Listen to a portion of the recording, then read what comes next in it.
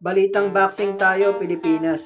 Ryan Garcia at Devin Haney nagkasagupa para sa WBC Lightweight Championship. One-sided ang nangyari sa bakbakan ng dalawa. Bagamat dikdikan ang sagupaan sa una hanggang pang-anim na round, nanaig pa rin ang fighting spirit ni Ryan Garcia na nagresulta sa pagbagsak ni Devin Haney ng 3 beses. Sa unang pagkakataon, nakalasap ng pagkatalo si Devin Haney sa buong karera niya sa boxing. Bumaba ang kanyang kartadang 31 win, 1 loss, 15 KO. Habang si Ryan Garcia naman ay tumaas 25 win, 1 loss, 20 KO. Bagamat nanalo sa laban si Garcia, hindi naman niya masusuot ang WBC lightweight belt. Lumampas siya sa catch weight ng 135 pounds. Kabilang dako naman po, good news sa Pilipinas. Jason Bison na panatili ang WBC Asia Pacific Light Flyweight. Tinalo ng ating kampyon ang kanyang katunggali na si Takeru Inoue sa isang malinis na unanimous decision. Sa 10th round ay bumagsak pa si Inoue na nakapagpalinaw sa panalo ng ating kababayan. Hanggang sa muli, Pilipinas!